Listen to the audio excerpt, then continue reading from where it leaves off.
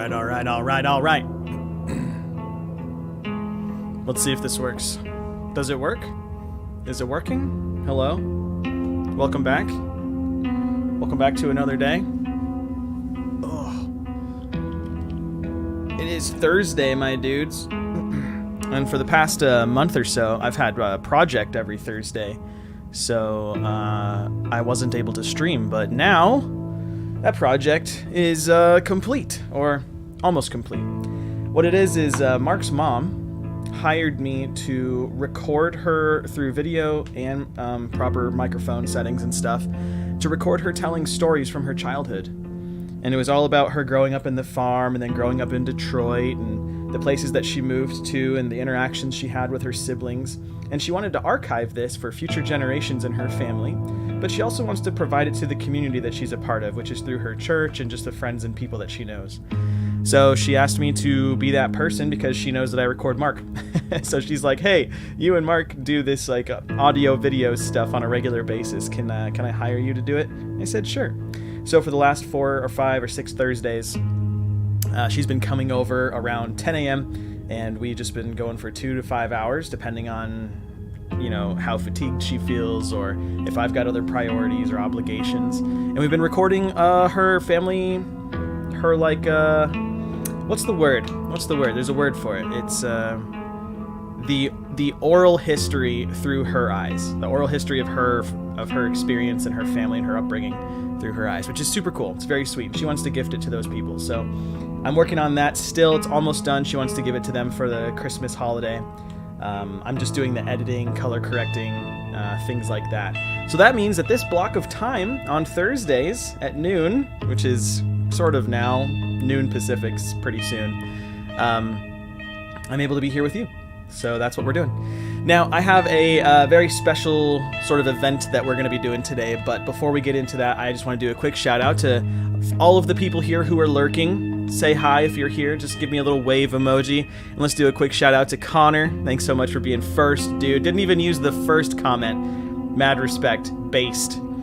We got Daniel in here. What's up? We got Chris in here. We got IQ. IQ! Oh, I guess it's nighttime for you. That's not so bad.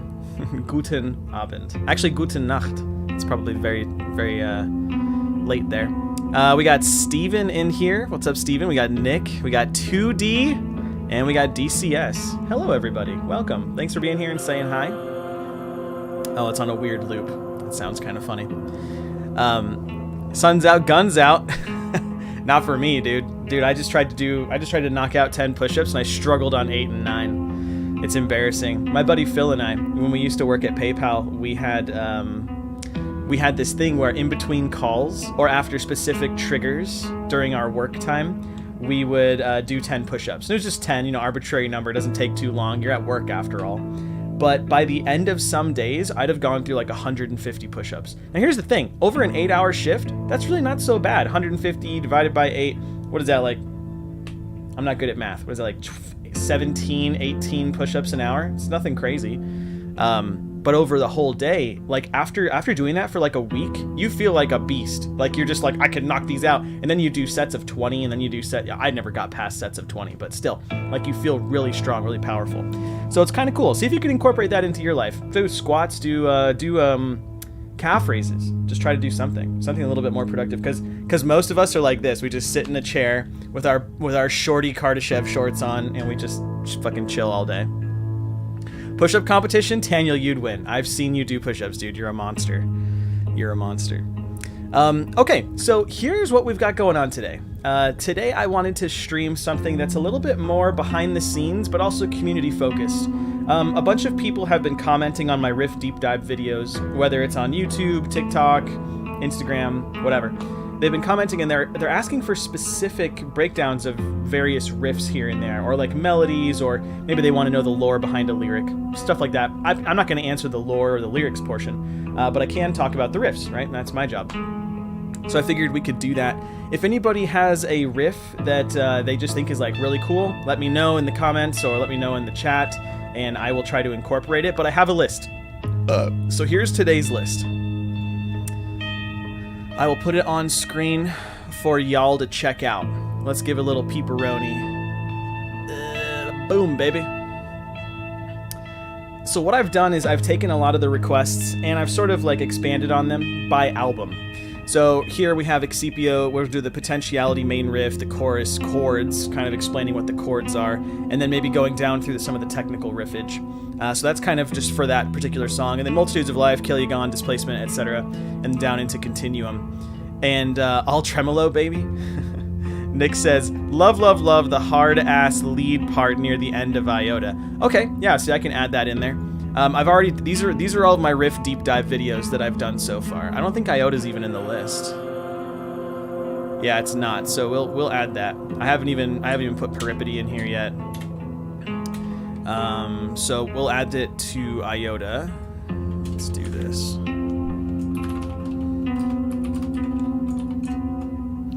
So Iota part 1. So the lead at the end. Actually, that's a guitar solo. I technically refer to that as a guitar solo. You're talking about the...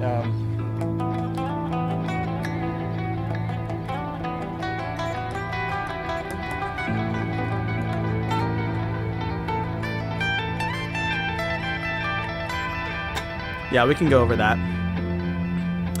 More Meditations, what's up? More Meditations says, that's why I'm home gym believer. Doing a little bit throughout the day is dope.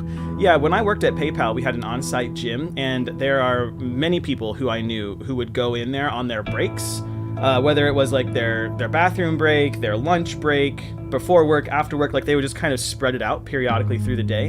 And to them, it just made them feel like they were sort of clearing their mind, but also like keeping up their energy throughout the day. So it's a methodology that works for some. I never tried it personally, but it worked for them.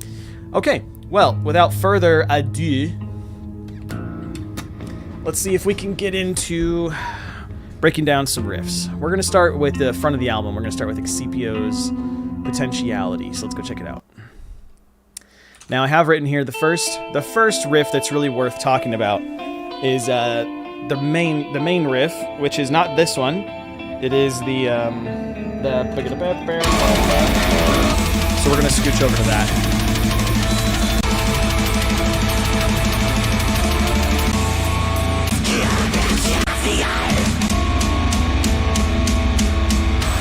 So this is the riff we're gonna talk about.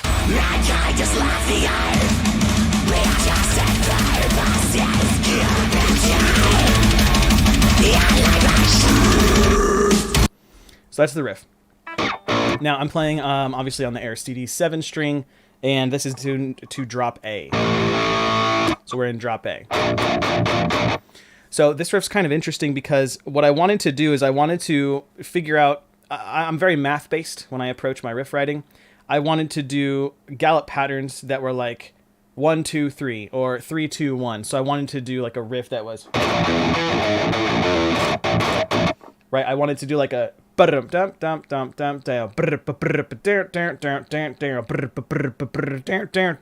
how the gallop groupings increase by one amount? 1 riff, 2 riff, 3 riff. So it sounds like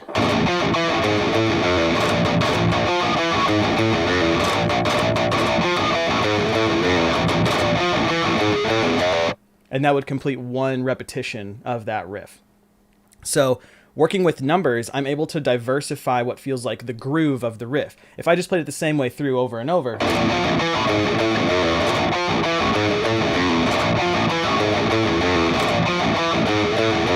it lacks a sort of diversity in the rhythmic realm. Now, I'm not changing anything with the melody. The melody stays the same. It's just that by adding an extra gallop and a couple of little like inconsequential like chugs, it sort of breaks up the familiarity. So we'll play it again.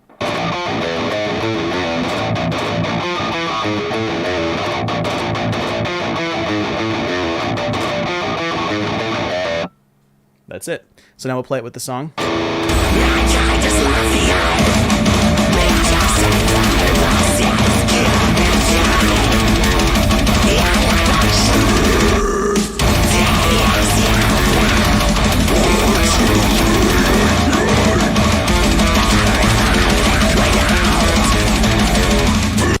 So that's the idea. And actually at the end,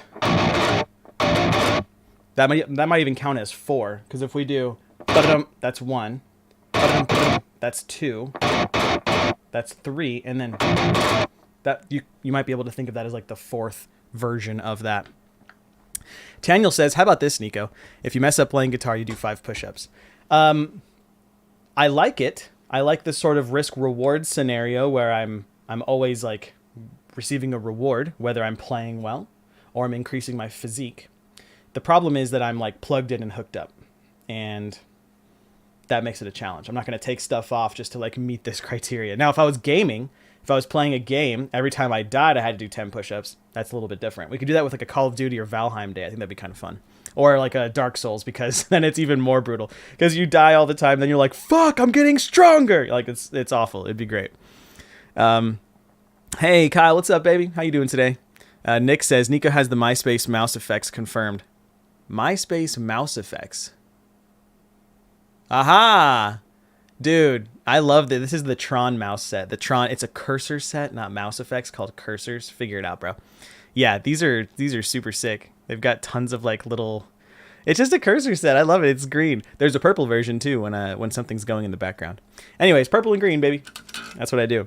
Okay, so that's the potentiality riff. We'll play it one more time. So remember, it's the chug pattern is advancing 1, 2, 3, and then there's like the 4th final pattern.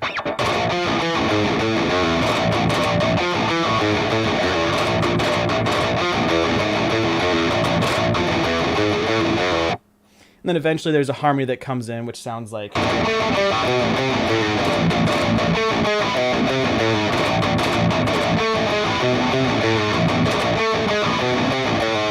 And it's just a harmony in an upper third position. So nothing crazy there. Crab walk while headbanging. I will do it in a music video, but not now. Okay, so that is the potentiality main riff. Hopefully I can clip that down into something usable on on other platforms. What is this? This is not right. I need this one. Yep. Save game, just in case. Okay, so that's the potentiality main riff. Now the chorus, the chords are a little bit more dynamic. They use this normally in metal you'd have these power chords, which are just one finger. But I'm augmenting it slightly. And then I'm working it into this like minor position. And I'm just adding voices as I play it. And then I move down into this like C position. All these chords are wildly familiar for Kardashev music because if I remember correctly, they're in either a D minor or A minor Dorian position. I don't really venture too far away from that. Occasionally I'll break the mold and go into something in the harmonic realm or melodic realm, but we tend to stick in the pretty standard, straightforward minor or major. So we've got.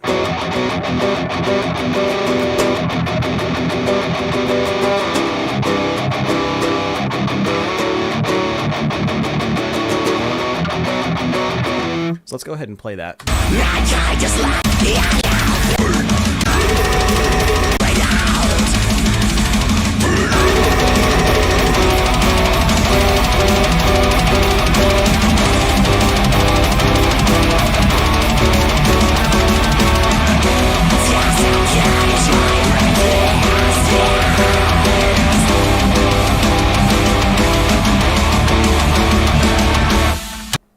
So that's it. It's just this position where you have the E and the C and the D. This is very similar in like some scores, orchestral music. It kind of has that epic vibe because it's moving from the one position.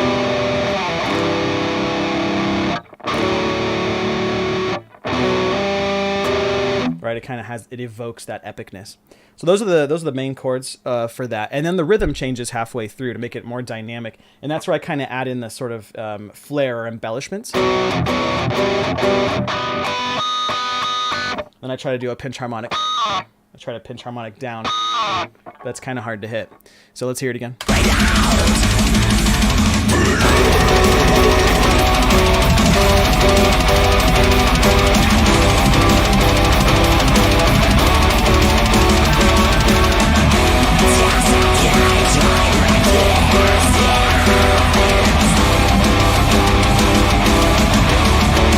Here's the rhythm change.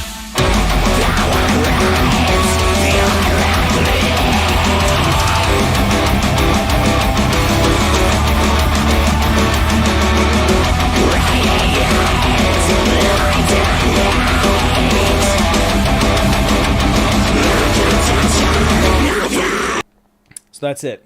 Two different rhythms, same chords, same melodic movements, just two different rhythms. Nick says, did you ever take theory classes, or did you just learn all of this through guitar lessons and self-teaching? So I never took a... Let me start over. I taught myself guitar for the first 6 or 7 years by myself and through people that I would collaborate with. Your uncle's in the room, he has an acoustic, and you're like, oh, show me some cool shit. And he just kind of plays something, and maybe you digest a little bit of that. That was the majority of my experience when I started playing. And then when I got into high school, they offered a Guitar 101 class, which to me was like a free credit because I had already learned most of the chords that were in modern music. Not modern, popular music, right? The jazz chords, the dynamics, things like that didn't come until later, but I had my fundamentals. And so I took that class and I learned new chords that are what I would say traditional, basic major minor chords. They're not adding weird 9th, 7th, 13th. There's no wild voicings going on. So that's what that class kind of taught me there. Also, it improved my rhythm because the entire room had to strum the chords at the same time. It was a room of 23 students or whatever. So we were like this choir of guitars. So that helped with my rhythmic practice, I think. And then eventually I just started jamming. With new musicians. I would just start working with new people. And fortunately they were patient enough to help me learn from them or let me observe them and then, suggest that I can play back to them what they just played. And so that allowed me to kind of understand it. Not until I was in college, in 2011, did I take a theory course, and it was just Music Theory 101. Very simple, very here's major, here's minor, here's relative minor, here's harmonic minor. It was really just that. And then understanding the staff notation and how chords look, and then also notating rhythm. So it was very fundamental theory course. After that, it's all self-taught. It's all self-discovery, self-taught, just failing into a new idea. Sometimes we try to execute something and we suck at it. We're just absolutely terrible. And what happens is, if you're smart enough, you'll realize you're not doing something right, but then you try to ask yourself, well, what am I doing then? And that's when you learn that you're developing something that you didn't anticipate. An example of this is when people try to do rhythm on a click track, they'll play what they think is quarter notes. Here, I'll actually do it this way. They'll think they're playing this. They're like, oh, these are quarter notes. 3, 4, 1, 2, 3, 4. But then if the metronome is actually in a 3/4, they're playing dotted quarter notes, right? So we got 2, 3, 1, 2, 3, 1, 2, 3. And so what happens is you realize that you're actually teaching yourself something different. That doesn't mean it's wrong. It just means you're not learning the thing you think you're learning. You're learning something else. So failing my way through rhythm, melody, and songwriting is honestly how I got to where I am today. It's a longer process because you don't take the shortcut. The shortcut is learn it from the book, learn it from the people who teach it, and then you're ready to go. It's really all about the foundations of it. So that's kind of that's Nico's history of music in a short blurb. Okay, so let's see what the next riff is on the list here. So we're going to keep going with the same song we already did. So we did the main riff, we did the chorus chords. Now we're going to talk about the technical riff. This is one that I've been kind of looking into. Before the stream started today, I actually went through each of these songs, and as you can see, I made a list of riffs that I think are worth talking about. Almost each song has a sort of technical riff, where I would consider it more in the tech death realm than in the djenty or progressive metal realm. We'll talk about it here. Failure is always an option.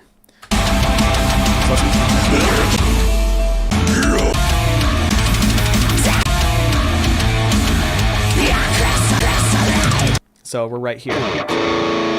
So this riff sits in the across the 5th fret. It dominates the 5th fret. So I sort of keep this position through and through, where I'm only on the 5th fret, and I'll show you why.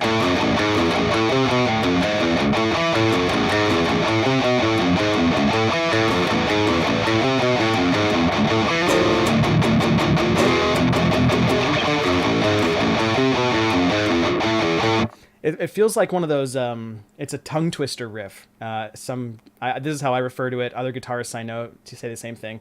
But it's the version of a tongue twister for your fingers. And it's because it sits on the same frets a lot, and so you have to kind of just manipulate your position while not moving far away from those frets. All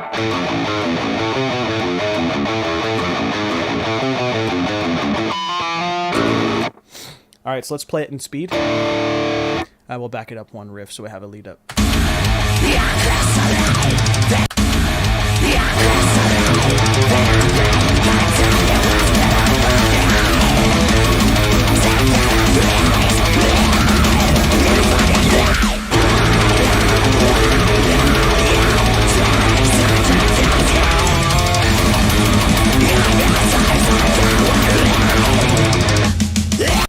So that's the whole riff right there, and it just plays around with frets between 4 and 8, 4 and 8 across 2 or 3 strings.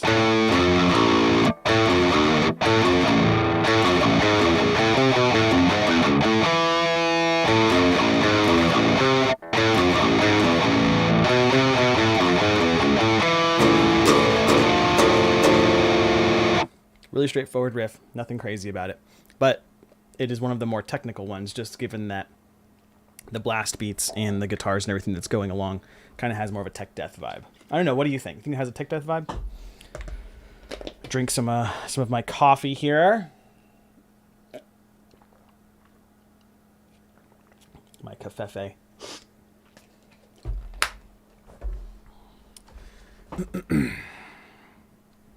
Okay, so those are the 3 riffs that I kind of wanted to go over with this song. The rest is just kind of like either repeats or it's not really like showy enough to talk about it. So now we're going to move into Multitudes of Life. And again, these are all the songs off of Excipio. So they're rather old, but it shows a more versatile version of Kardashev that I no longer really try to pursue. I'm more interested in like melody and heartbreak than I am about like technical facility and like shredding. So let's talk about it. So the first riff we're going to do here is the opening riff, the opening lead.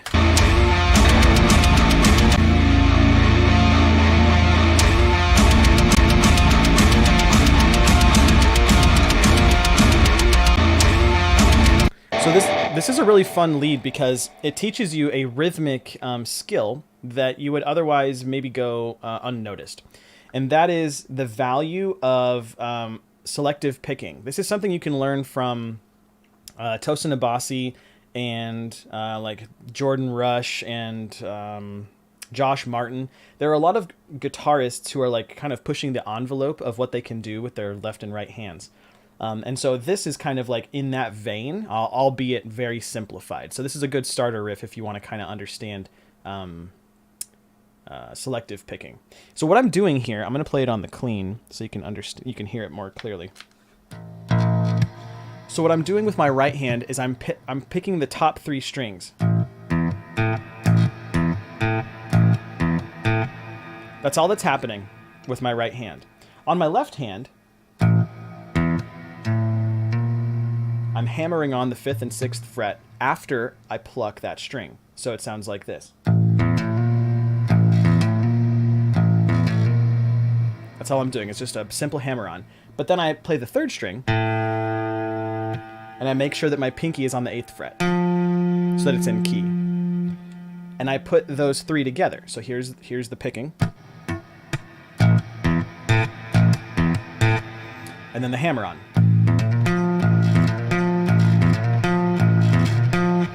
Now, it sounds more complicated in rhythm than it actually is because you hear these 3 notes on the E string, and then you hear that string at the end. It breaks it up in your mind because you're like squeezing 3 notes into the space where you hear 1 and then 1 on the bookends of it. So it's 1, 3, 1 as far as notes.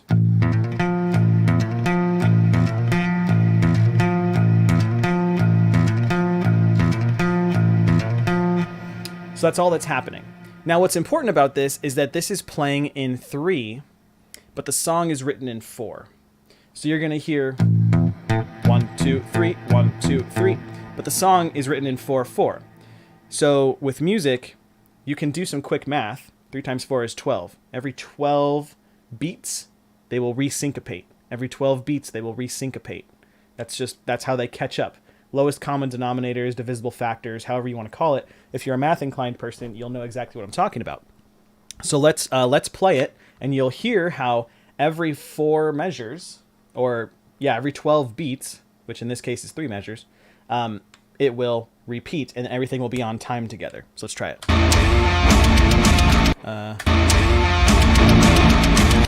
I need a little bit more time so I can get in the groove.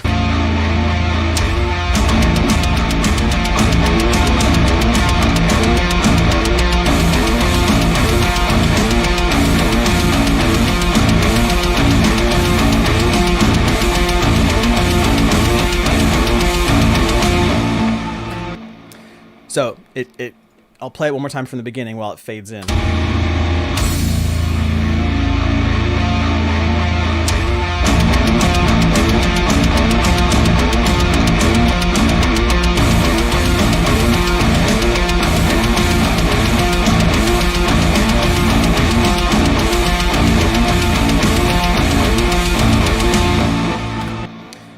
Now, what's neat about that is that historically, I had no idea what I was really doing. I just knew that it sounded neat.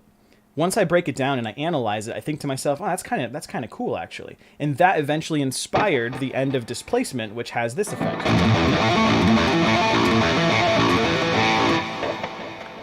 We'll get there eventually. But that is the opening lead riff to Multitudes of Life. And I think that rhythmically, it's really cool. And it kind of breaks up like the sort of juxtaposition of the groovy drums with the chugs. Because if you listen to just the rhythm section, the drums and the bass and the chug guitar, or the rhythm guitar rather, you can hear that it's playing like this syncopated chug pattern in 4/4.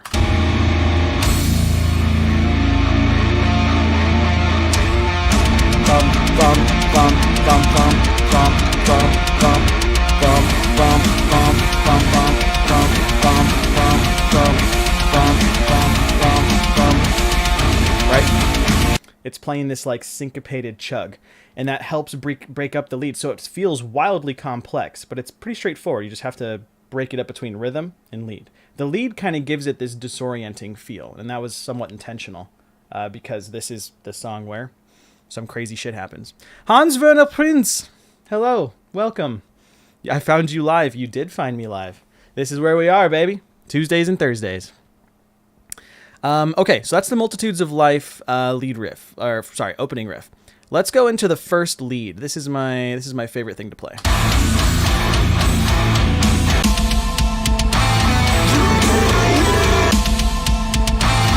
Okay, what's neat about this is this was wholly inspired by the band Aegean. For those of you that are uninitiated, go listen to Aegean's Dissension album.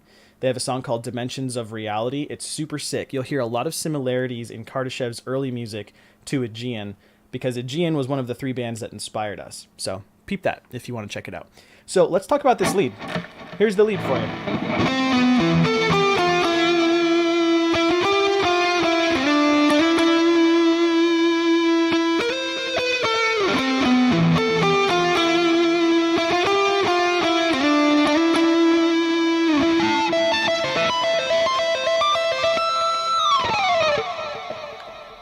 All right, so that's the full lead.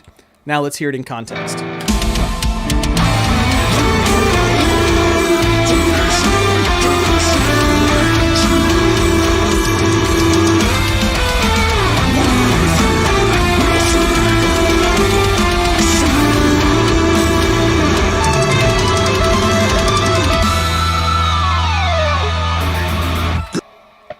So that's the lead.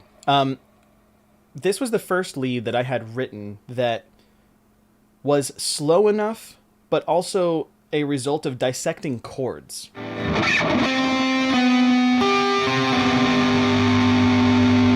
This is the heart of this lead.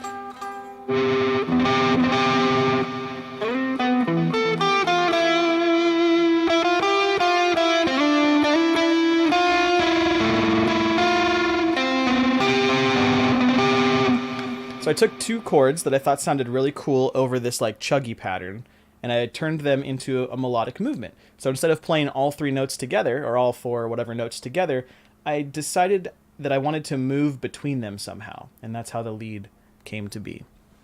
Kippo says, I just got off a 3-hour call with Social Security. Ooh, Kip, sorry about that, baby. Hope it all got worked out. Ooh. Social Security can be hard to get a hold of, so consider yourself lucky that you even had the patience to get through to it. Let's see here. Frolocket. Hope I'm saying that right. Frolocket. Frolocket. I'm going to pretend like it's like Swedish or Scandinavian. I don't know how to do these accents, but in my mind they sound good, okay? Thank you for your insights. It's a blast as always. I like your enthusiasm about your music and music in general. It is very neat to look into the smithy. Greetings from Germany. Oh, guten Nacht. Wie geht's? I hope you're doing well. Taniel says, I wonder how it would sound if you prolonged the melody and then tremolo it. Greetings from America. Hello, Norway. Are you talking about...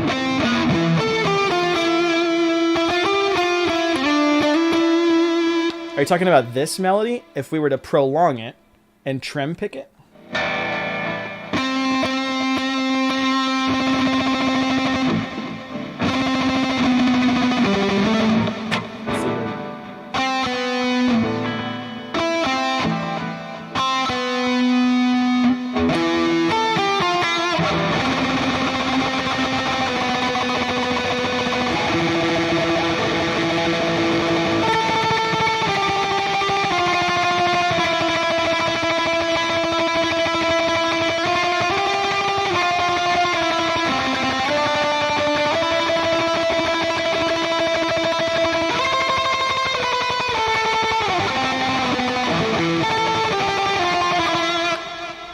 It might sound kind of neat. I've thought about reworking a lot of this music into like variations of itself, which is why on Tuesday we did the Kardashev country stream with the acoustic guitar. I think a lot of these have some pretty beautiful melodies, but this one in particular, I like how tight it is and how it fits over the chugs. All right, kind of dramatic. I kind of like it. I can try to play it. I don't know how I'm going to fit it in, but I'll try. So this lead repeats twice. I'll see if I can play it once over this section. Ooh, it's going to be hard.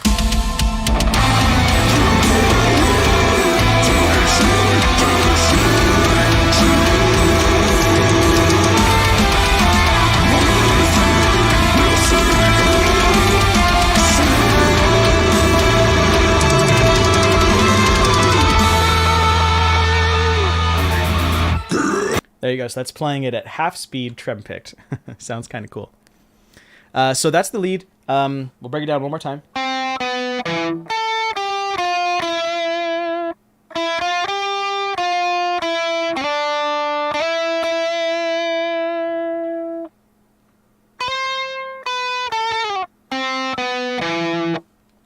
One thing that's important here, and this is the result of Mark and the way that his mind works musically, is that at the halfway point or something, yeah, when the riff's about to repeat, or sorry, when the melody is about to repeat, there's a brief pause. It's a 16th note or 8th note pause, and then the melody begins.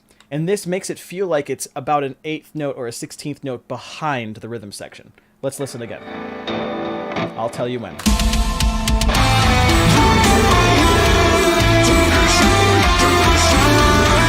Right here. Rest.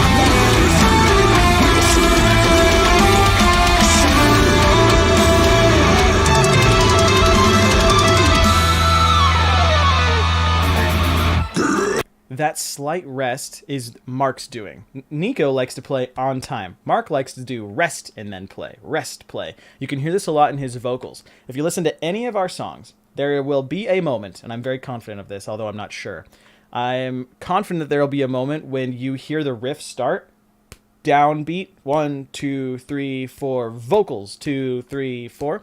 But Mark doesn't do it that way. He does it like this. 1, 2, 3, 4, 1, vocals, 2, 3, 4. He like waits an 8th note of time, and then he brings his vocals in. When you're listening, see if you can identify that. See if you can check it out. Okay, so that is the Multitudes of Life. That is the first lead. Now we're going to get into the technical riff. Now, this riff was a point of contention for the band because we thought it was too brutal.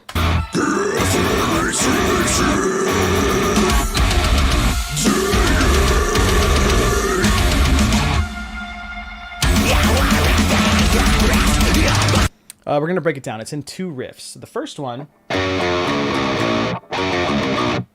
The first one is in this what feels like chromatic position.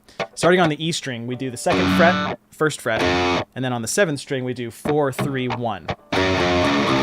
So 2, 1, 4, 3, 1.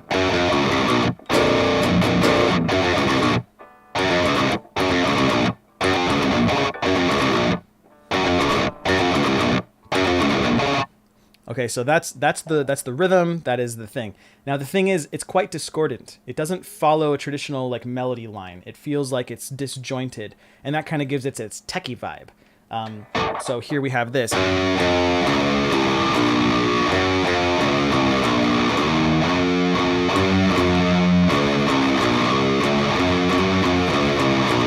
And that's because it's missing one key note in the middle. That's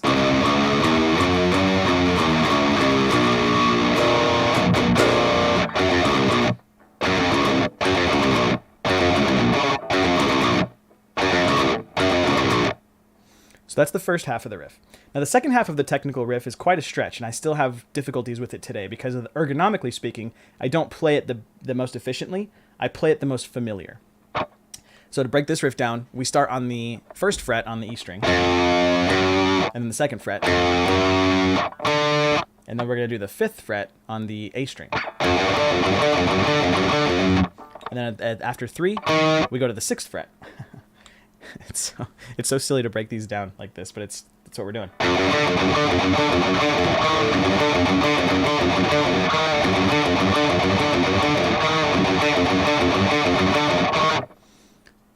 Those are the main riffs. They follow a similar rhythmic pattern in that after 4 repetitions, they kind of have like this tremoloed single note.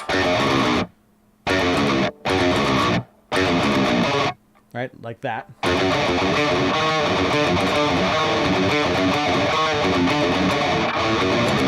Whew, that is a hard riff.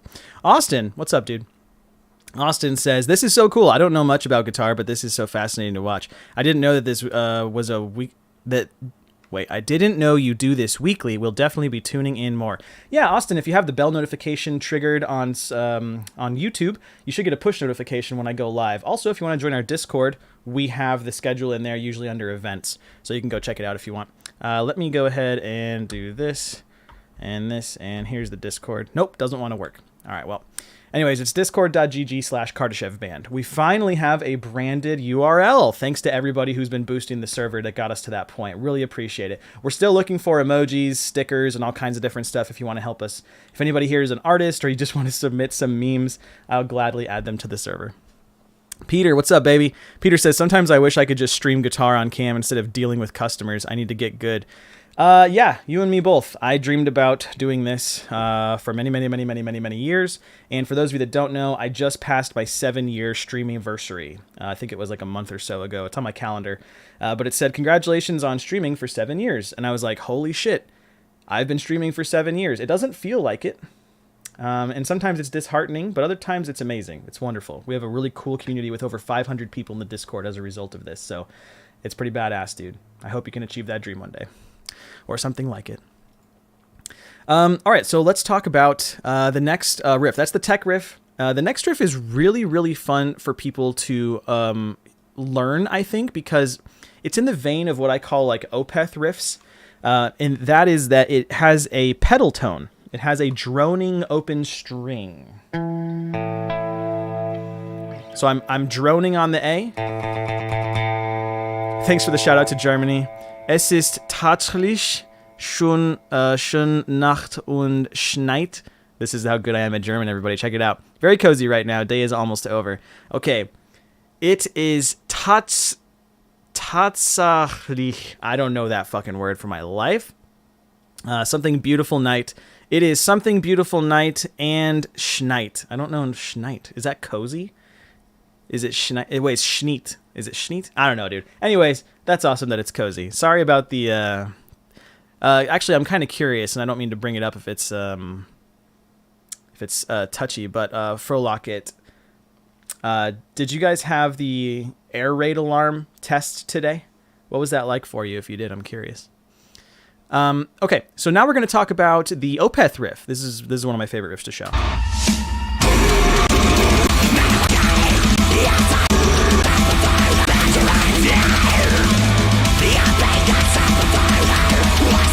snowing. Oh, god damn it. Thanks, Hans. Appreciate you. I know I'm not saying any of it right, but whatever. Schneit. Wait.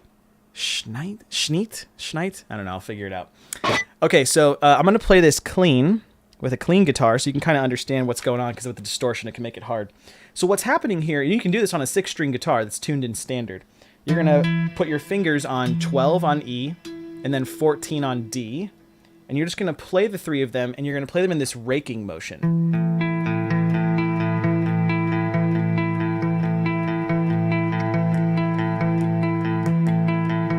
And what happens is you're getting this octave over 5th interval. And with that, just with this position, you don't have to move the intervallic relationship between your fingers. You can just move it around the fretboard.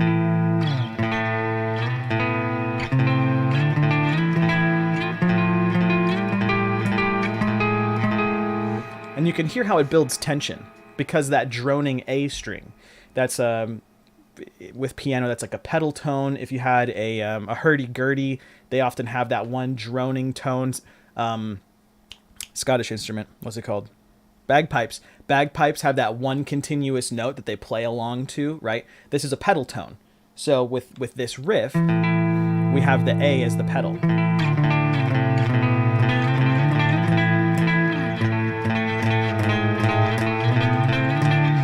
And what's nice about this is it becomes the pivot point for your ear to interpret what sounds major, what sounds minor, what sounds scary, what sounds wholesome or hopeful. It sort of gives you a point of reference. So this is something that I think is easy to learn and fun to employ. So let's play this riff really quick. So what I'm going to do here, so I'm going to go...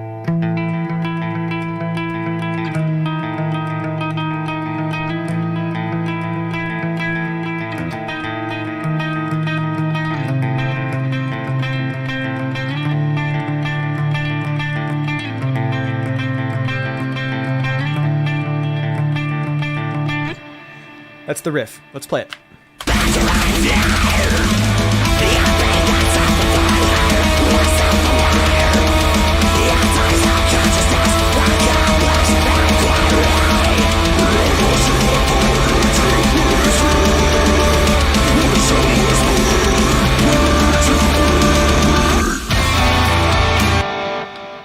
So there you go. So that is that pedal tone with just staying in key and moving around to the major and minor positions while not doing anything with my fingers. I'm just sliding the frets, keeping my fingers the same distance apart because they are building an octave, these octave chords.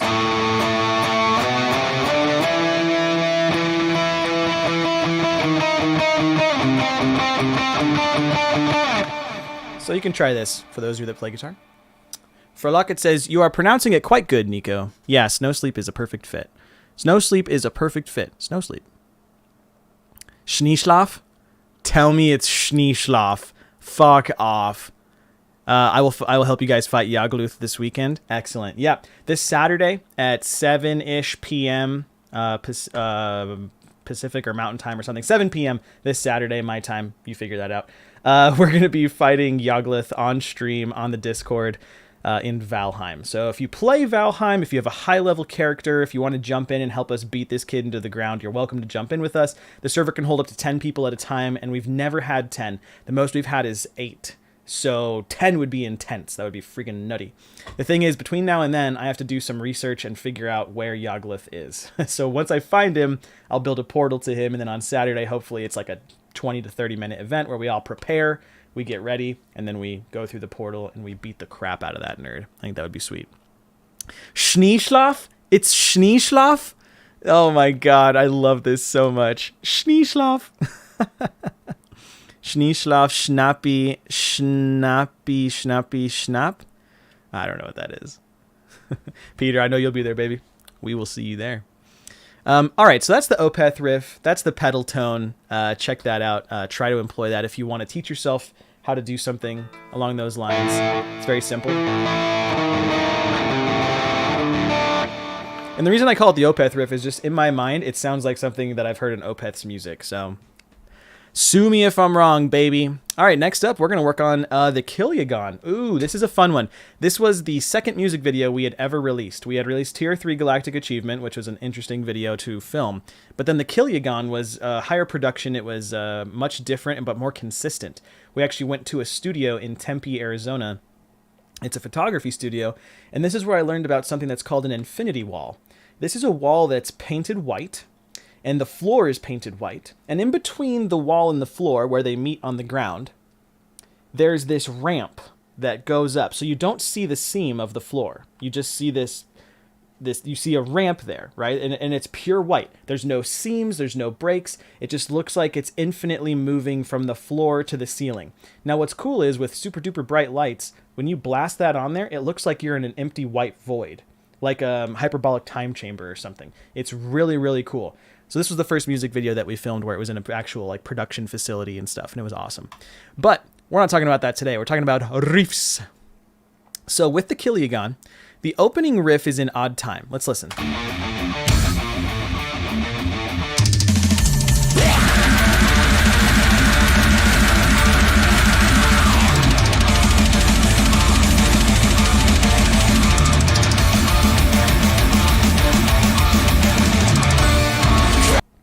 So what's interesting about this is that it's over 4, right? It's happening over 4/4. But the riff that's being played is starting and stopping an 8th note before the drums and the metronome are resetting into the first downbeat of the next melody. So it's 1, 2, 3, 4, 5, 6, 7.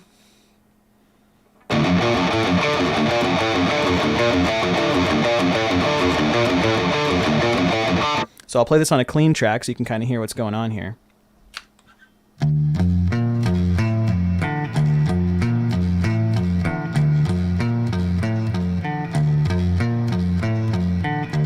So it's a 7/4 that repeats twice, but on the second one, a note is added.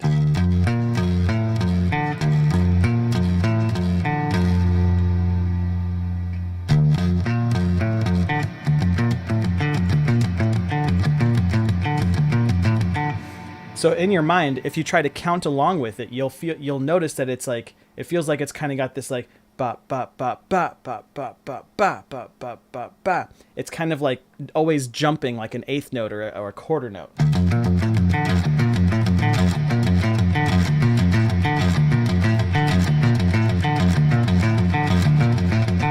So it's a 7 fit over a 4.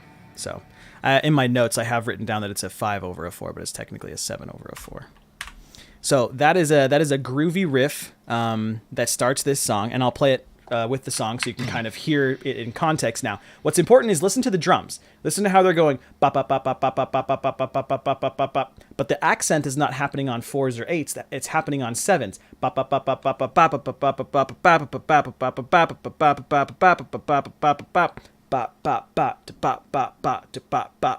That's where the groove comes in. Let's hear it.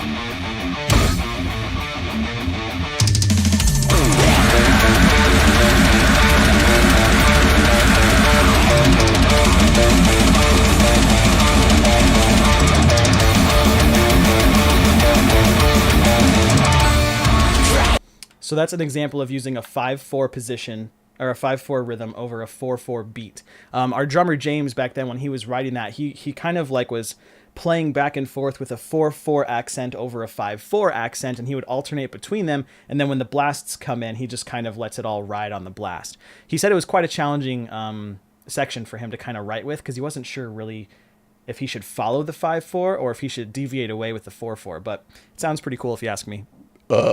Daddy. So that's the 7/4 riff. Now let's talk about the groove riff. The groove riff's pretty cool. Let me go over to that.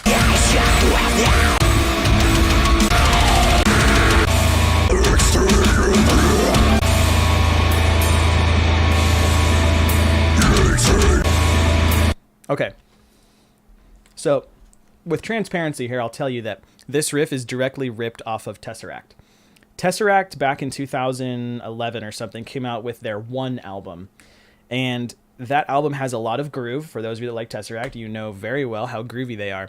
But what I wanted to do is I wanted to try to learn from them and incorporate some of their rhythmic and their rhythmic accenting techniques. So what I did was, and I'll play this on clean again.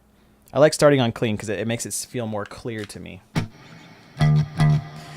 So what I wanted to do was, over the 4/4 pattern, I wanted to write something that sort of syncopated over it. That sounds like 4, but what I'm doing here is the rhythm is... Oh, I can't do both at the same time. That's really hard. Anyways, my point is, while doing a dotted quarter note, I also wanted to incorporate this this melody.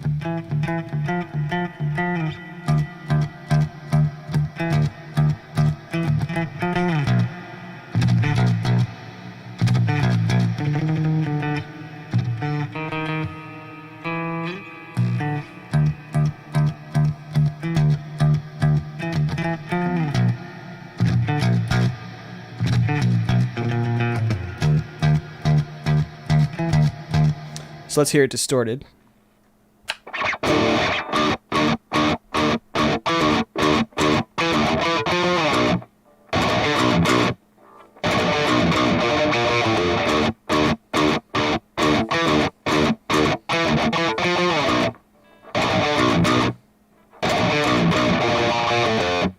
So that's the basic riff. It just does that for a little while, and we'll play it.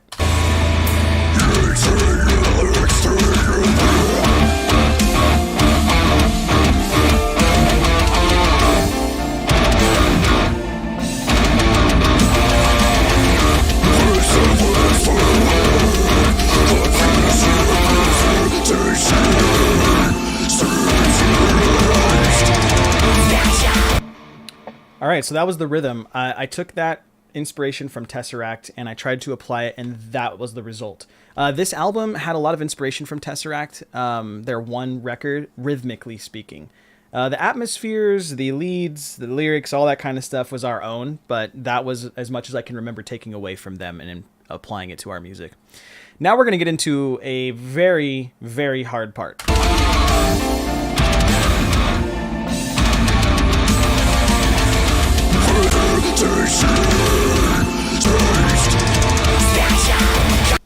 Okay, so I'm going to be breaking down the lead for the Kilyagon, which is really interesting to talk about, but very hard to play. I'm going to talk about it in the clean tone first. So I use this augmented position, which for those of you who want to check this out later on the VOD, from the D string you play 5, the G string is 7. I'm sorry, the A string is 5, the D string is 7, the G string is 9. It looks like this step pattern. So what I wanted to do here is I wanted to find a way to not skip strings, but slide into different positions to make a melody. That's an example. Now, if I keep this same position here with these 3 notes, but with my pinky on 12, it's still in key. So I start with the low note, slide, and then come back down. So I knew there was something of value there. It sounded really cool, but I wanted it to be a longer lead. So now I'm going to add this 7. And then maybe I'll go down another string and go lower than we've gone so far.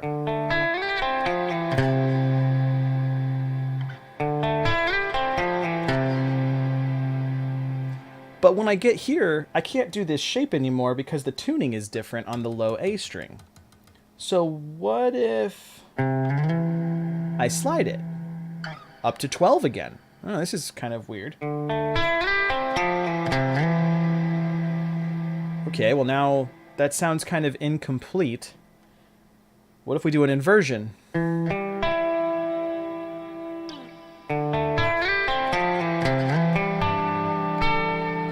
Now we have this shape again on the same strings. So what I'm doing is I'm using this one position, or sorry, one shape, and I'm figuring out ways to melodically get into that position so that it makes it a really cool dynamic lead.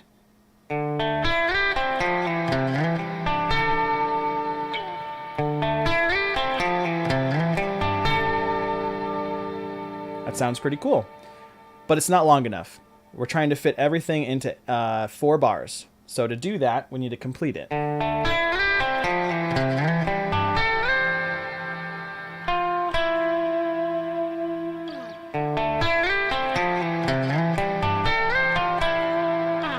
So it's a lot of sliding and re-finding the same shape so that my hands can kind of play the same shape and slide, shape and slide, shape and slide. That was sort of what I was developing.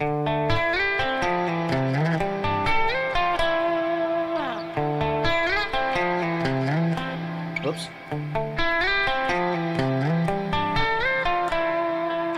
Now I could play that over and over and over and over again, but I wanted to go A, B, A, B, A, B without changing too much.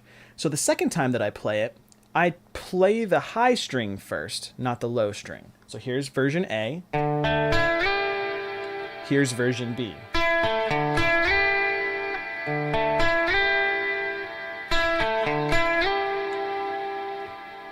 So here's what they sound like back to back.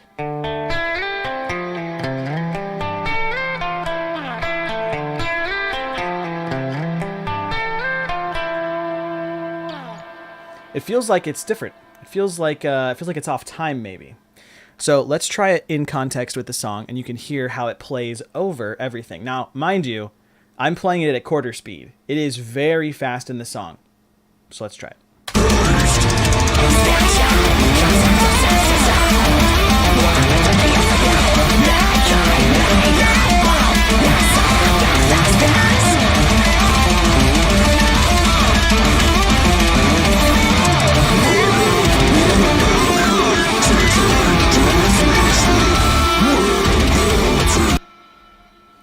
You can see it's wildly fast. I think I was playing it actually at 1/8 speed, not quarter speed. But we'll do it again so you can kind of hear it with distortion isolated.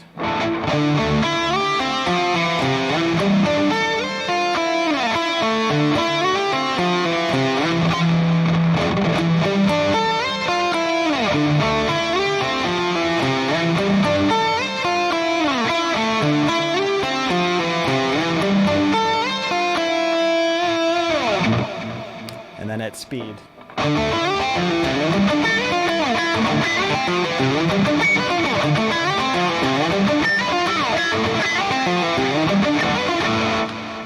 That's as clean as I'm going to get it right now. It's kind of wildly fast, but that's the riff, and that's the main melody.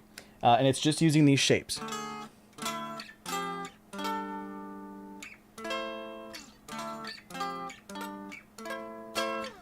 So, one shape, and I found a way to slide and move between the different positions. Something you could try. Okay, what's next on the list?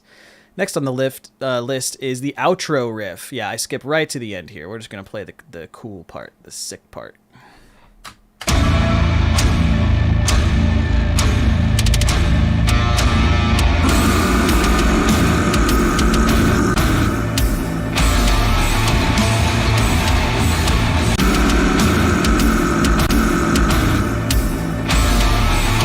Okay, so right here, there's like a sub drop, and that's when this riff in the background starts.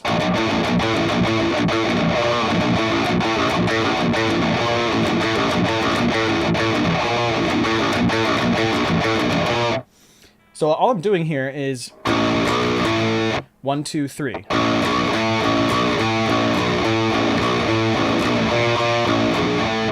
That's it. It's a very simple riff, very straightforward.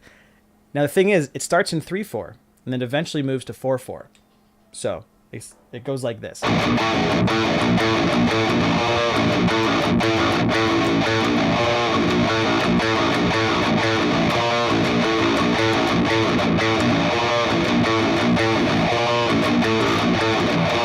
You can hear how it gets tighter and tighter as it goes. So I'll play it with the song now, and we'll check it out.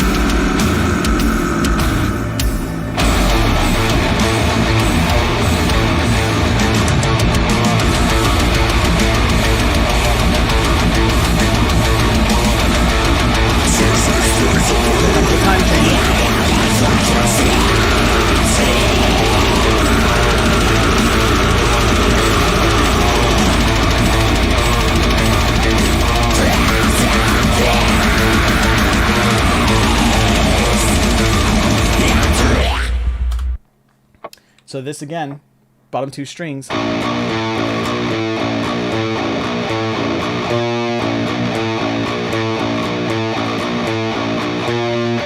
Very simple riff, but powerful when the drums are dynamic over 3 and over 4. So it kind of makes it more fun in that way. Okay, so that's Potentiality and Multitudes of Life and the Killiagon. We got 2 songs left that we're going to talk about today, and that is going to be Displacement. Ooh. Displacement's fun because this is when I decided I wanted to show off. This is my show-off song. And I can tell it's my show-off song because it fucking sucks to play.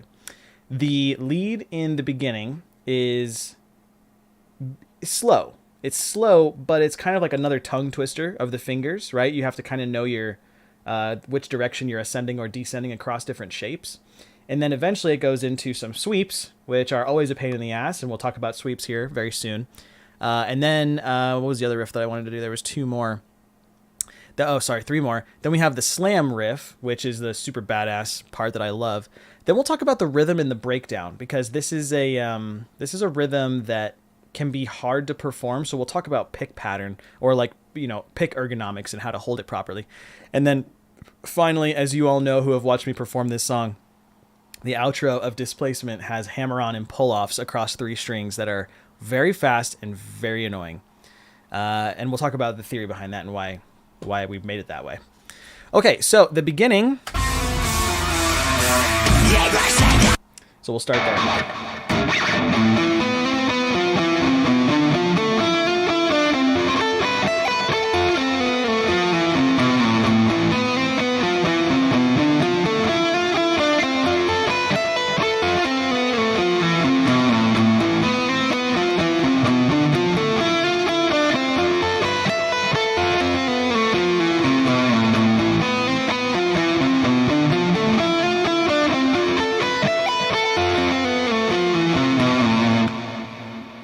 Okay, so that's the lead that opens the song. And what's interesting about this is that between the lead and the rhythm, one of them has an accidental. Because the rhythm plays on the 5th and 6th fret.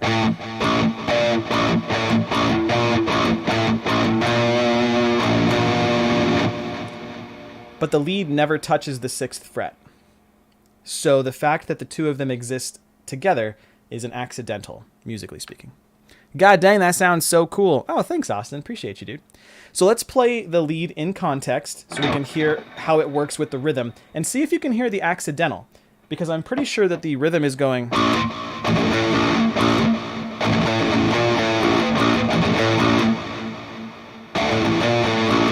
me play it without delay.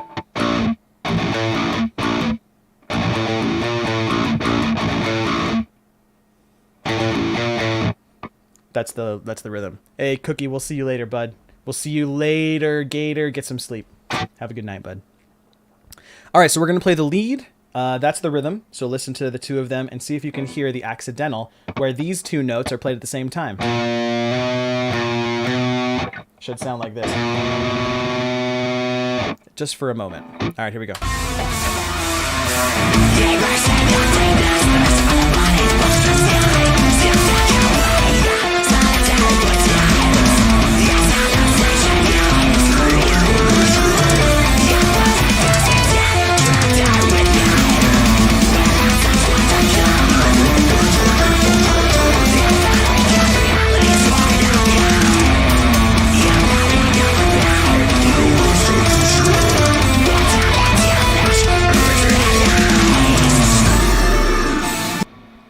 All right, there you go. So that is that lead played in context and the rhythm behind it having an accidental on the 6th fret. The thing is, though, the rhythm by itself, that accidental sounds kind of like genty.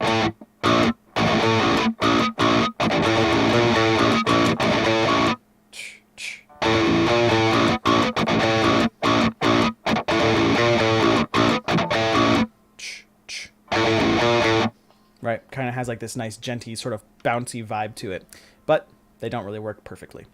Okay, so next up, that's the lead. Next up, we're going to talk about the sweeps. Sweep picking. Ugh, I hate sweeps. Okay, so let's talk about the sweeps here.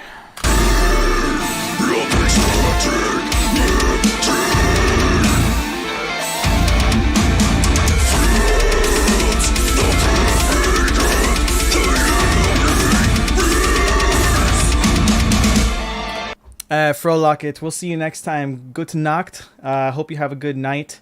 Enjoy work. We'll see you. Sleep. You work nights, huh? All right. Well, enjoy your night shift. Yeah. All right. Let's talk about the sweeps. So they are harmonized sweeps, and they're just playing over and over again. They just repeat. They're a sort of texture that plays. So let's see if we can play it.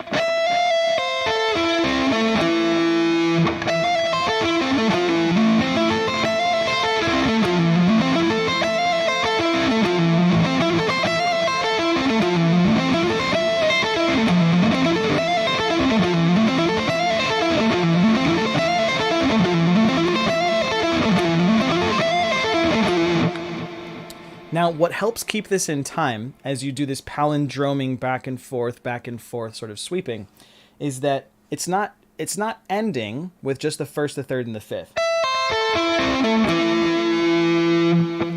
So if this is the first, I'm adding this note, which adds an additional note. So instead of playing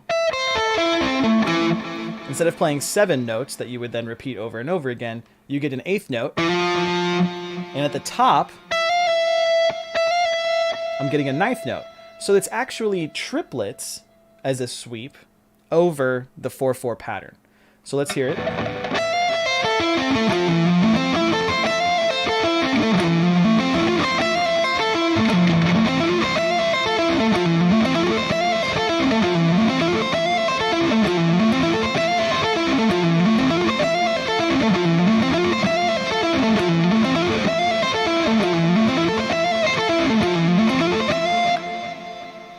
So they're being played as triplets. That way there's 9 total notes in each direction. 9 up, 9 down, 9 up, 9 down. And that way you can spread it out more evenly over the measure. So let's play it in context.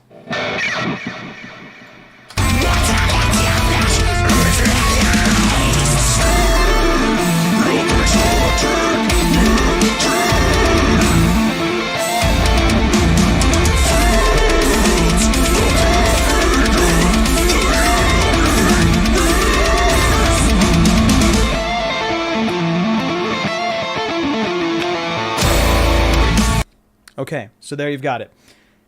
9 notes make the sweep easier to perform continuously than if you had 7, because 7 is harder to divide across 4 beats. 1, 2, 3, 4.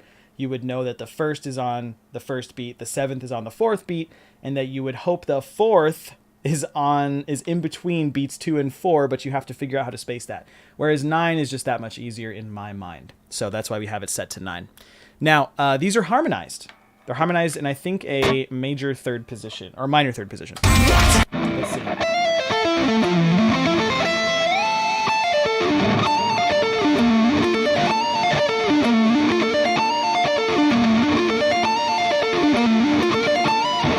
Let's try it with the high one this time.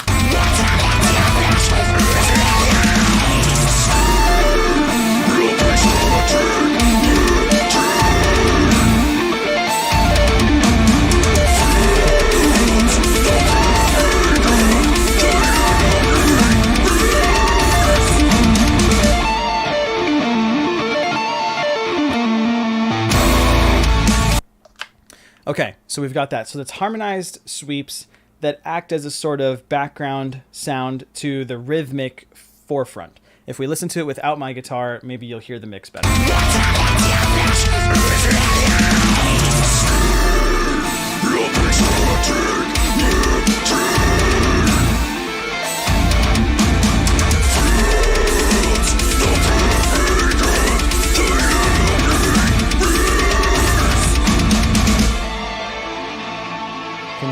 background. And they eventually just fade out. So they're supposed to be more of a texture than something that's like to show off. But they start off a little louder than the rhythm because the rhythm is so inconsistent. There's a lot of room in there for you to identify that they're sweeping. Okay, so that was supposed to kind of evoke like the alien, spacey nature of this song. So that is the sweep picking. The slam riff. Let's talk about the slam riff. This is arguably my favorite. Yeah, Elwa, what's going on, dude? How you doing today? Yeah, we're breaking down some old songs and some old riffs. So next up, we have the slam riff in the song. So let's talk about that.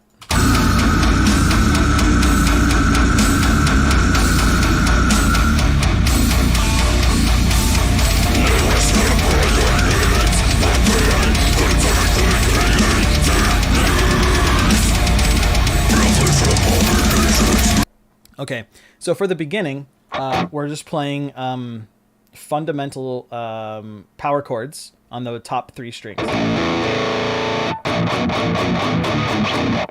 And we're doing this in the harmonic minor position. So first, open fret, 1st fret, 4th fret, 5th fret. And the way that we're playing it is...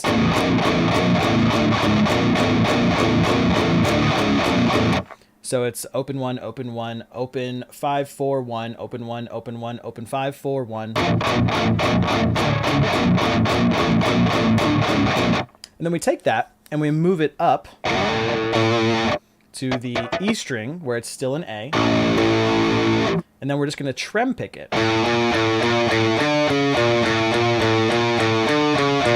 Same thing, but we're going to trem pick it. And that gives us our texture.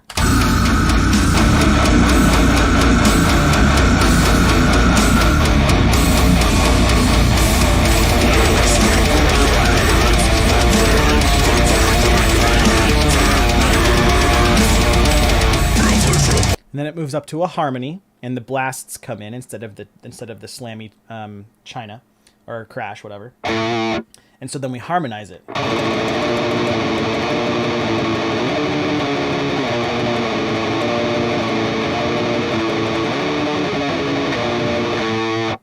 Right, so we have the harmony that takes place. That's the basis of the slam riff. Everything else is in the vocals and then the drums. So we'll play it again.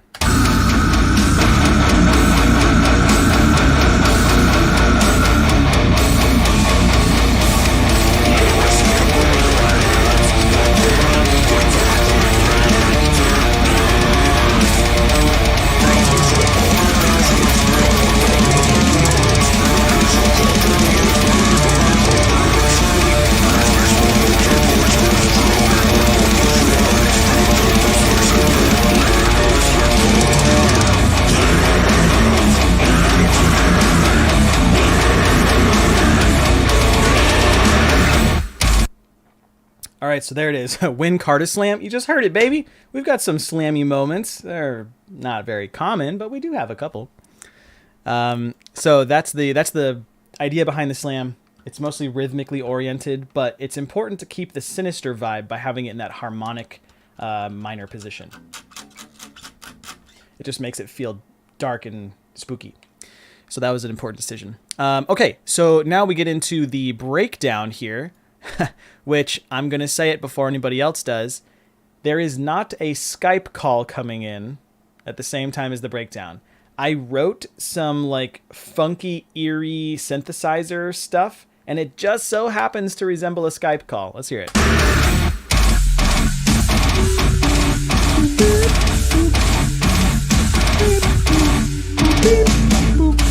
Can you hear it?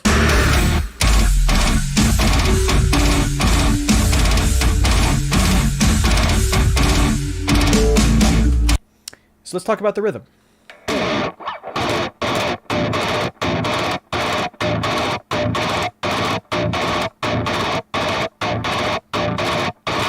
This is a very After the Burial sort of inspired moment, and I'm sure that they have a rhythm that is exactly like this. I wouldn't know. I don't listen to them often enough to know which song it would be. But that is the rhythm. It is... That's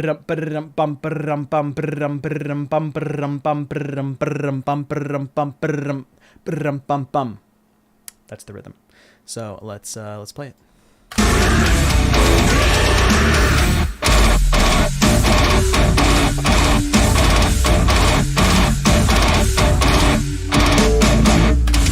There it is. And that's just a moment of the breakdown. And then we have this left pan, right pan, back and forth. Fun fact, Skype was developed in Estonia. That is a fun fact. I had no idea. Ask them why they stole my ringtone. Okay. So we've got that. That's the slam riff. That's the breakdown riff. Breakdown rhythm.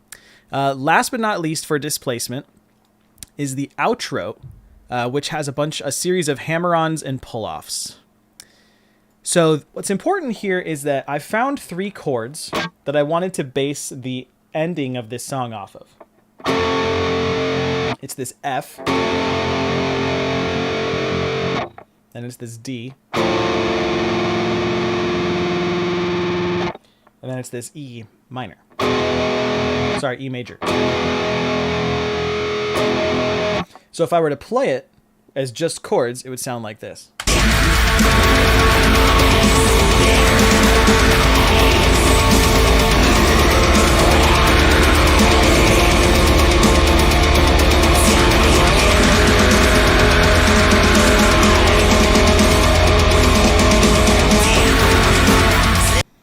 I think they made the riff before Kardashev formed. Wow, dude. Straight rude. Absolutely rude. You're probably right, but still rude. So with the ending, I didn't want to just strum chords, but I also didn't want to do like trem picking, and I wasn't really like rhythmically interested in like a chug. I wanted it to sound big and open and atmospheric, a la Fallujah's Alpha Incipient, right? That was kind of the inspiration there. So instead, I kept those chord shapes.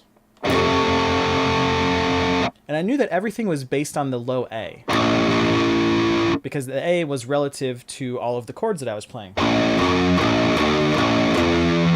I could depend on it as a sort of pedal tone.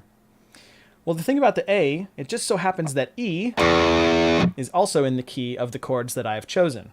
So if I played the top 3 strings, that part should be the new Skype call sound. That would be freaking sick if you could customize the Skype call and then you just have that and they're like, it sounds different but the same. So what I'm doing here is I'm playing the top 3 strings very simply.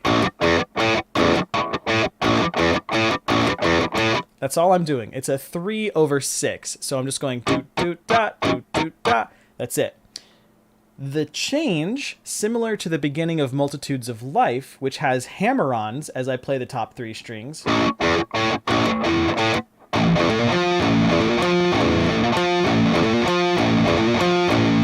Right, as we have that, is that I'm going to hammer on 2 notes per string while keeping my right hand consistent.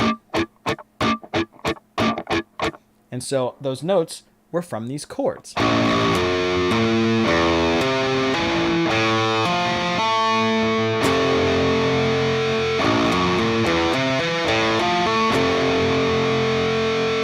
And then the next chord.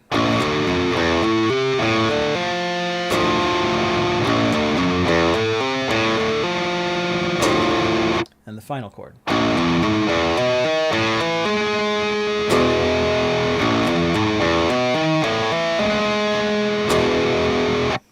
So those are the 3 chords.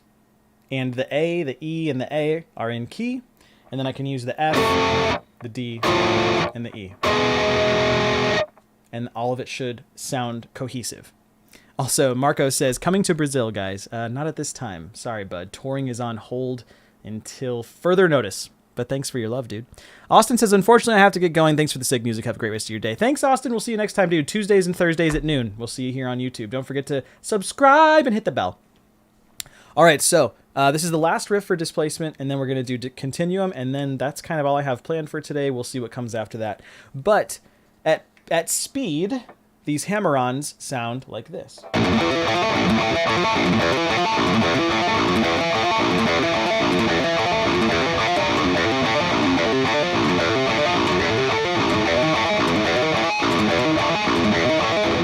I think what can help kind of articulate this exercise is if I do a palm mute while doing this.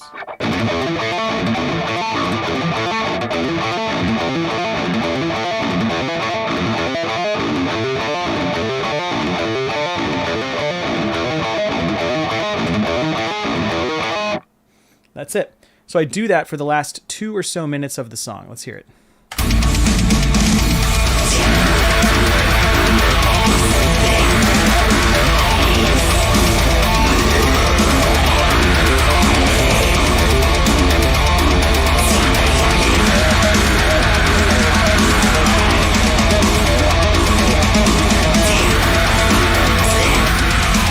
And then it repeats.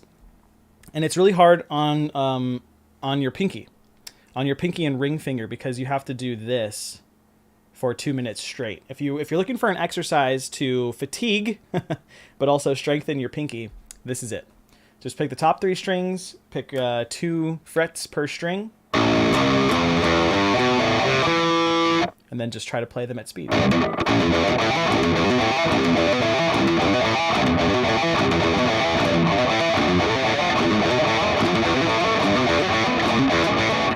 It becomes quite hard and very fatiguing. So Elwa, maybe you check that out. Tianiel says just the riff, maybe Black Mammoth song. Yeah, I can see that. Yeah, Fit for an Autopsy employs similar techniques, although I'm not familiar with the song titles enough to pinpoint them, but I definitely know their music. Okay, so that is Displacement. Last but not least, we have Continuum. Continuum is a rather different song because it takes a very melodic approach. Far From Heaven. Taniel says, maybe the sound, I don't know what I'm talking about. That's okay. You don't have to know what you're talking about, dude. Just makes you think. That's the important part. Far From Heaven. It might be that song. I don't know. Okay, going back to Continuum. Where we have this shape on the guitar. I took this same shape and I wrote the intro to Continuum.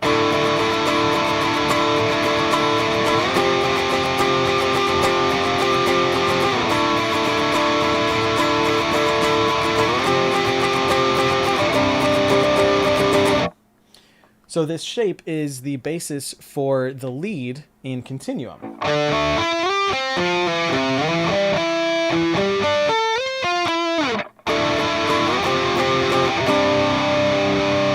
It's the same shape, just across different strings.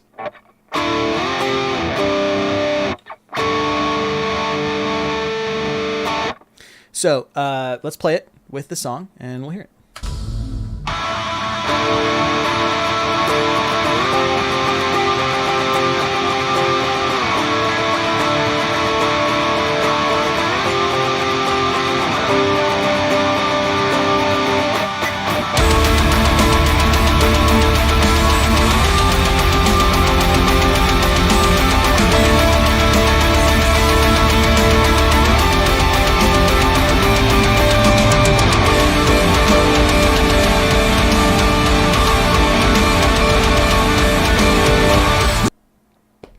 So that was just basically strumming those chords.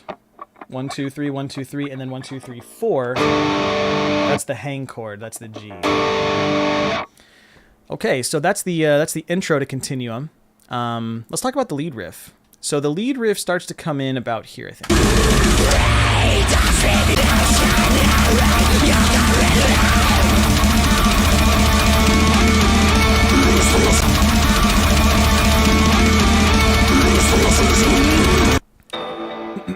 This is a lead that was developed through box playing, which is something that blues guitarists do a lot. They play in this box. They call it box playing because it doesn't venture too far away in position than a series of like 4 or so frets.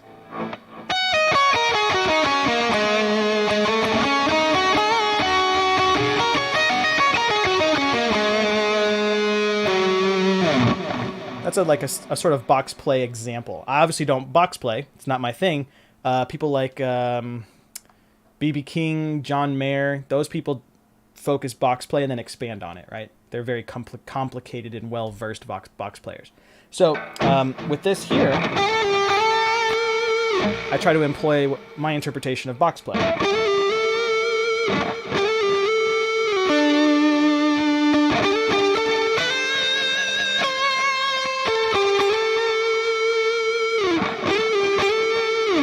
Let's try it.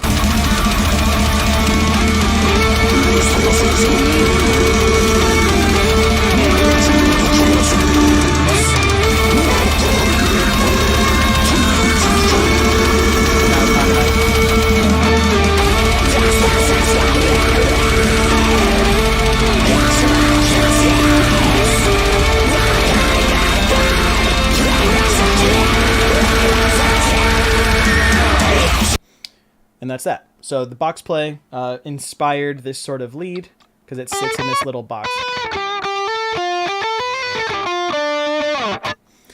So that's the lead for Continuum, at least that portion. Now, verse riff 1, this is a technical riff again. This is one where there's a lot of like bounce and not selective picking, but just like staccato style playing.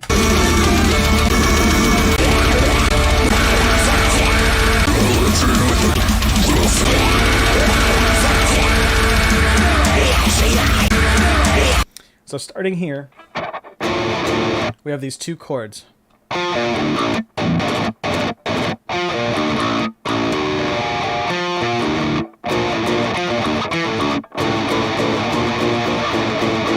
Just goes back and forth, 5/4.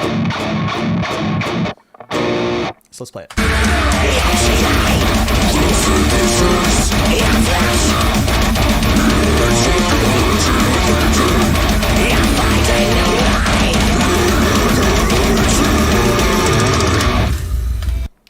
So the staccato-ness of it is what gives it that technical feel.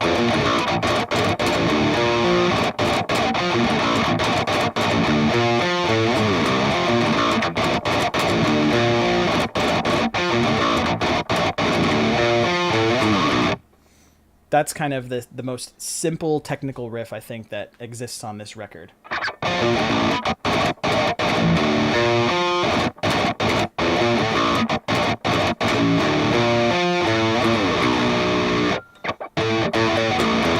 So that's the technical riff that we were kind of like writing in this song that gave it a lot of that like staccato tech death sort of vibe.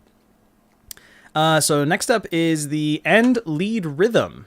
So this is the rhythm that happens underneath the lead here.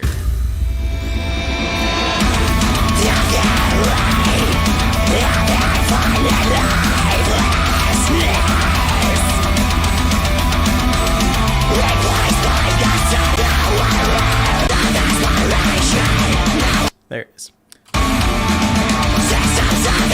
Now this is really cool. This rhythm was inspired by...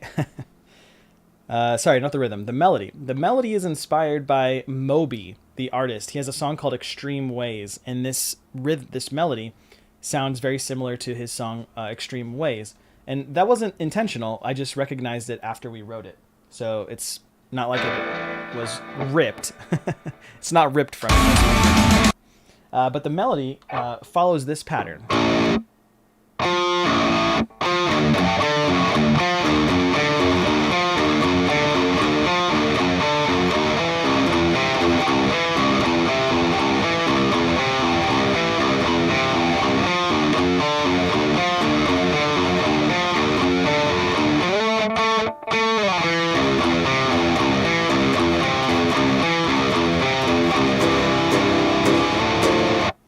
So it's very simple. It's two notes on two strings. 5/8 and then 3/7.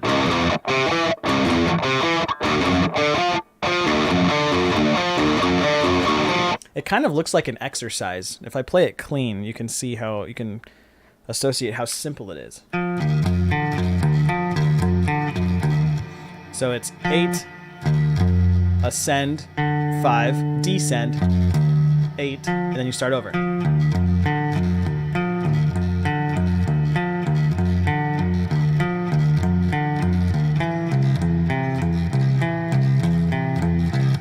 it just does that.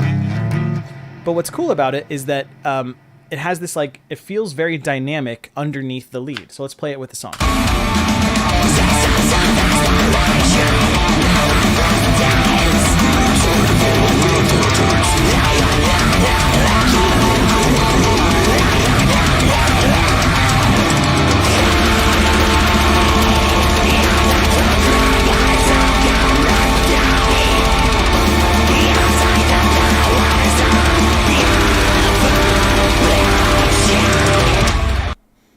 And there you have it. Now, on top of that is the lead, which I'll play for you here.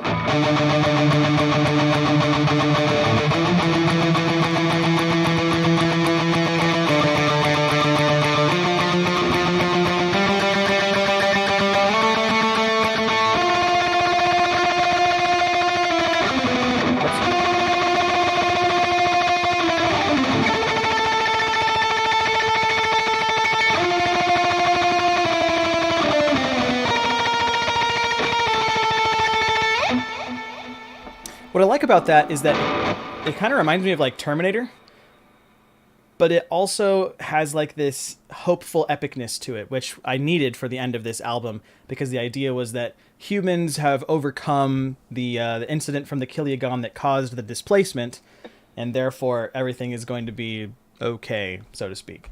So let's play the lead this time instead of the rhythm.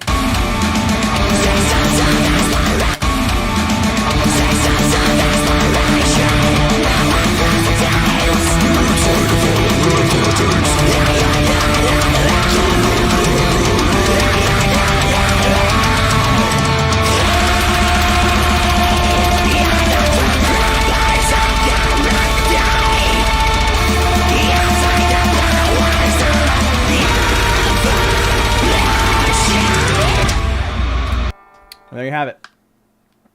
So that's the rhythm and the lead for the latter half of the song. And last but not least, we have the outro scrape riff. Now, I wasn't going to include this one, but I thought it was important for people who are interested in guitar and learning these techniques and understanding the reasoning behind them to take advantage of something that you hear often but might not know how to do, and that is to scrape across natural harmonics.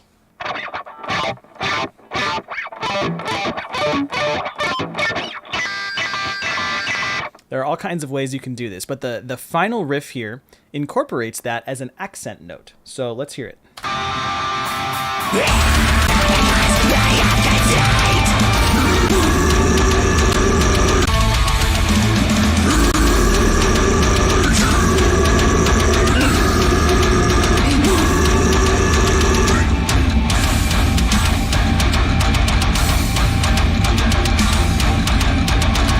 So there it is. So with this riff, we're playing a like this weird diminished chord, and then what I'm doing is I'm taking my ring finger and I'm laying it on the strings over the 3rd fret, but I'm not pressing down. I'm just letting my finger rest on the strings, as if you were to just kind of like rest your hand on something or your arm. You're just letting your finger sit across the strings without pressing. So what happens is,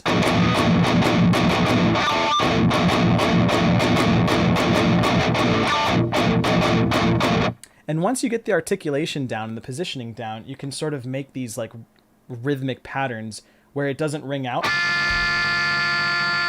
It doesn't do that. You can just use it for a moment.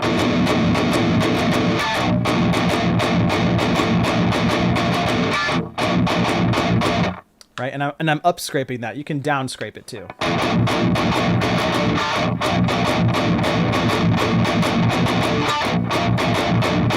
We use this a lot in Peripety. We use this. I mean, you hear it spread out. Gojira is kind of known for having this in their music. They have these like harmonic scrapes, or rakes, some people call it, often all over the place. And if you know, you know. So let's play this section, and you'll kind of hear it in context.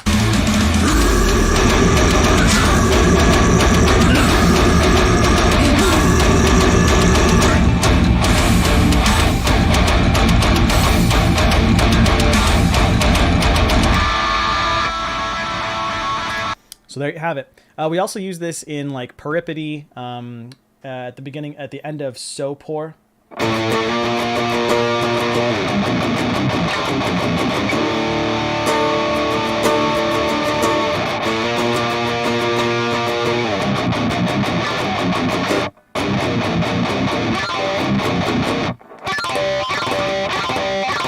And you can do it across all the strings. My buddy Josh, he's in a tech death band called Veramia. He has this really awesome pinch harmonic where it's this, but you bend it. I'm not very good at it, as you can tell. But he does that same scrape, but then he's putting enough pressure on the side of the string that he can pull it and bend the frequency. Yeah, he's nutty. So those are all the techniques. Let's do a quick recap here. So we went over the entirety of Excipio, which is a 6-song EP, 5-6 songs, something like that. We went through Potentiality, Multitudes of Life, The Killiagon, Displacement, and Continuum. So those are all of the standout leads and rhythms and some of the reasoning behind how we came up with them, why we decided on them. Things that I would change, like the end of displacement. I do not want to play that. It hurts my hand. So instead I play the lead now. And then I just have to trem pick. Makes it a lot easier. But that's the majority of everything I wanted to go over today. It took us about 2 hours to get through this one album. Now I have, like I said, I have a lot of requests on the Riff deep dive videos for various riffs here and there, or leads, specifically on liminal right. So I might start digesting those next week on stream. So let's look forward to that. In the meantime, though, I'm going to call it here for today. I've got some work to do and some community stuff that I want to be a part of. So if those of you are watching this VOD or you're part of the stream, thank you so much for watching. Please do like, follow, subscribe, and join our Discord. The Discord is discord.gg/KardashevBand, just like our handle on all socials. So check that out, and thank you again for participating. If you want to see specific riffs, leave them in the comments, and I will try to get to them. So until next time, auf Wiedersehen, guten Nacht, have a good night, whatever people say. I don't even know, but thank you all for being here. We'll see you later. Let's play this song as the outro.